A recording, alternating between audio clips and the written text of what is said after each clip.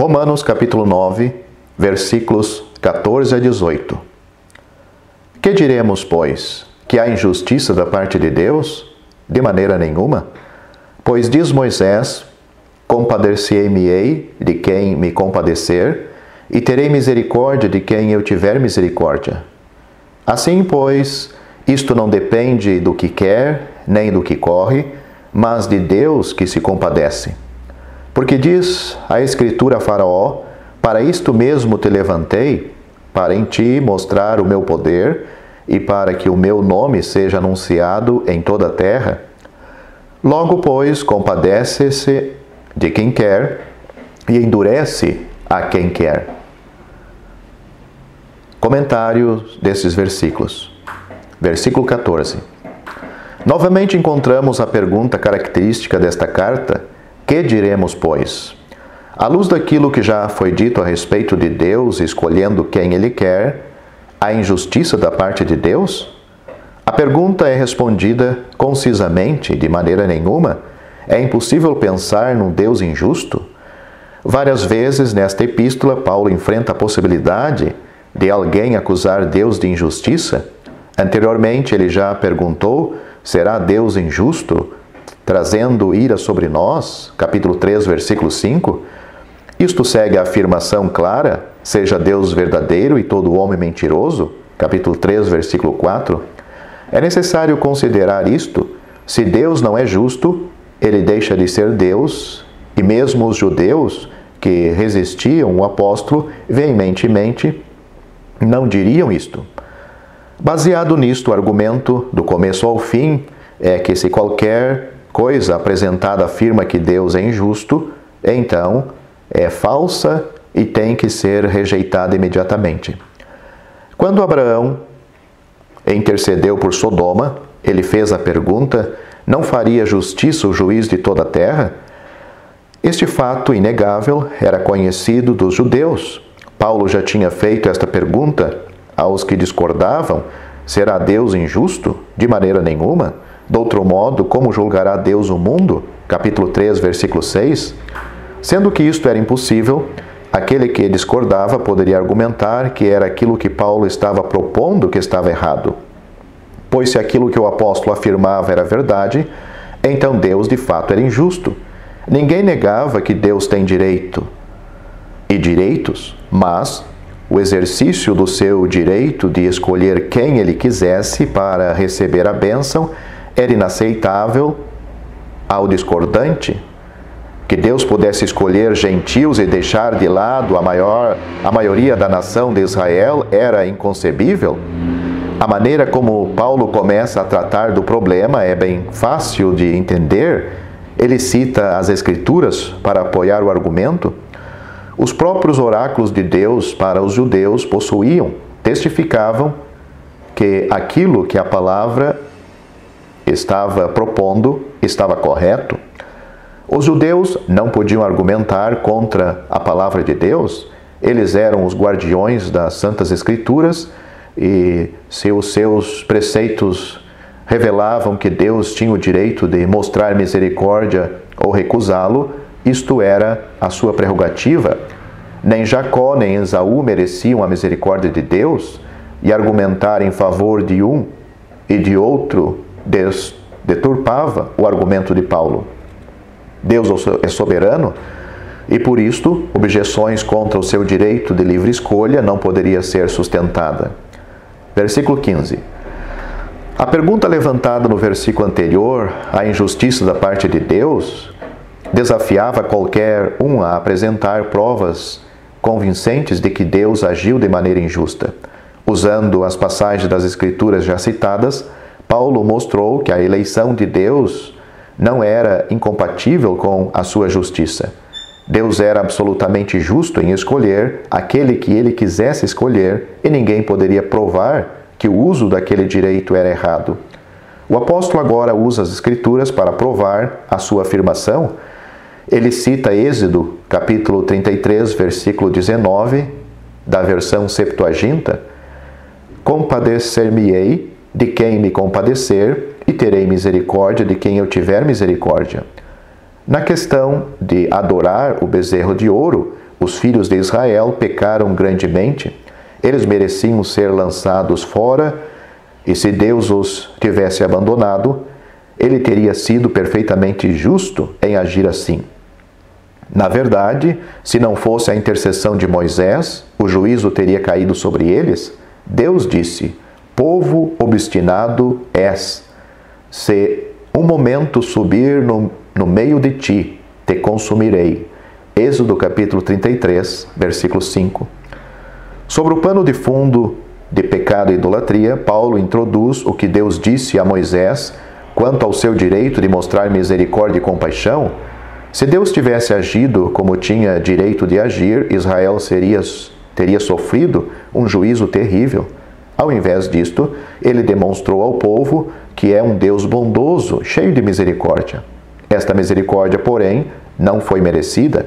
Não havia nada em ninguém para merecê-la. Quanto à situação relatada em Êxodo 33, merecia um juízo, mas Deus escolheu mostrar misericórdia usando o seu direito de mostrá-la quem ele quisesse. Ele não foi obrigado a mostrar misericórdia a certas pessoas. Deus não estava usando seu direito de ser compassivo aos piedosos, ou aos grandes, ou a qualquer classe. Ele estava perfeitamente livre para usar o seu direito de abençoar quem ele quisesse. Paulo, portanto, no seu argumento, baseado nas Escrituras e na história de Israel, confirma o que já disse, que, no Evangelho, agora proclamado, o homem não tem direito algum, tudo depende da misericórdia de Deus e será mostrada sem qualquer distinção nacional. Judeu e gentio estarão na mesma situação, nenhum sendo mais merecedor do que o outro. A bênção dada àqueles que Deus justificaria estaria em pleno acordo com seu livre e merecido favor. Versículo 16. O exemplo de como Deus mostra misericórdia e compaixão é seguida por uma rejeição da ideia de que os esforços humanos estão, em alguma forma, envolvidos. A vontade de Deus, demonstrada na sua escolha soberana, nunca é despótica. Embora, sustentando seu direito de agir como lhe convém, seus atos nunca são injustos. Deus tem direitos que, inegavelmente, são divinos e muito além de qualquer direito que o homem tenha para questionar. Paulo, portanto, afirma claramente que a misericórdia e compaixão de Deus não são influenciadas pela vontade humana. O pecador que clama desesperadamente por misericórdia não pode alcançá-la por sua vontade. Ditados banais podem sugerir que a misericórdia está sempre disponível, mas isto, obviamente, não é verdade. Como este versículo tão claramente demonstra, a vontade do homem não tem poder para fazer valer a misericórdia de Deus quando e sobre quem ele quer. O versículo diz: não depende do que quer. Não só isto, o apóstolo acrescenta: nem do que corre. Esforço humano não consegue. Esforço, quer seja para fazer boas obras, quer seja na prática de cerimônias religiosas, não influenciam a vontade de Deus. Se estas coisas pudessem influenciar, mesmo um pouquinho, o argumento que Paulo apresentou nos versículos 6 a 13 teriam erros sérios. Se fosse remotamente possível que o homem contribuísse algo para a sua salvação, o resultado seria desastroso. Aqueles que fossem incapazes de fazer o exigido estariam perdidos eternamente. O sacrifício de Cristo, que fornece a base da maneira como Deus trata o homem em misericórdia, seria, em algum ponto, supérfluo. A salvação não poderia ser descrita como uma salvação cujo custo foi o mais elevado. Seria uma mistura de graça e obras. Obviamente, tal pensamento é absurdo e é precisamente o que Paulo vem combatendo desde o início da epístola. Havia muitos entre os seus próprios patrícios que acreditavam que a sua vontade e os seus esforços teriam algum valor na sua aceitação com Deus. Ao rejeitar tais ideias, o apóstolo não poderia ser mais enfático. É tudo inteiramente de Deus que se compadece. Versículo 17. O argumento de Paulo toma um novo rumo com a referência a Faraó. A misericórdia mostrada a Israel dá lugar agora a uma consideração do processo de endurecimento. A maneira como Deus tratou com Faraó era bem conhecida, mas o que não foi considerado foi que o mesmo processo de endurecimento se aplicava aos judeus também. A sua história provou que, apesar de serem constantemente repreendidos, eles endureceram os seus corações. A personificação da Escritura é interessante. Paulo poderia ter dito que foi Deus quem falou a Faraó, mas ele diz que foi a Escritura. Embora os judeus respeitavam suas tradições, muitas das quais ultrapassavam as Escrituras, eles ainda tinham as 3 partes da palavra: a lei, os profetas e os escritos. 13 livros nas nossas Bíblias. Eles professavam honrar os preceitos, mas, como Estevão provou na sua defesa perante o Sinédrio, eles davam importância à letra, mas estavam longe do espírito da palavra. O processo de endurecimento tem alguns pontos difíceis de entender, mas não podemos acusar Deus de agir arbitrariamente. Quando ele usa o seu direito de endurecer alguém, isto é um ato judicial da sua parte, e aquele juízo tem que estar em harmonia com a sua justiça. Sempre há um endurecimento do coração antes de Deus começar a endurecê-lo judicialmente. A Escritura é clara: Faraó endureceu o seu próprio coração repetidas vezes, apesar dos avisos que lhe foram dados, até que finalmente a prerrogativa de endurecer ou arrepender foi tirado dele e ele sofreu o endurecimento judicial da parte de Deus. A passagem da Escritura que Paulo selecionou nos relata da maneira como Deus tratou a Faraó. Revela mais um aspecto deste processo de endurecimento.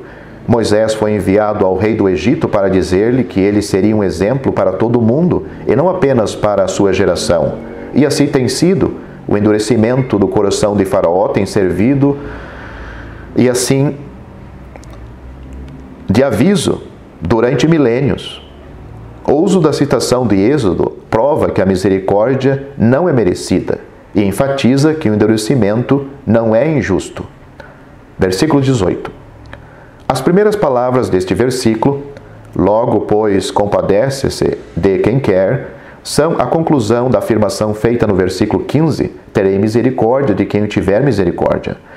Pelo que Paulo tem apresentado até este ponto do seu argumento, fica claro que o direito de Deus de exercer a sua vontade e abençoar, de acordo com a sua própria escolha, era imutável. Para combater uma possível objeção dos judeus, Paulo então prova que a soberania de Deus, vista no Antigo Testamento, não era somente em misericórdia, mas também em endurecimento. Os judeus, com o seu conhecimento das Escrituras, deveriam ter tido conhecimento disto. Mas, para deixar bem claro, o apóstolo faz 2 citações e uma referência compreensiva, todas tiradas do livro de Êxodo.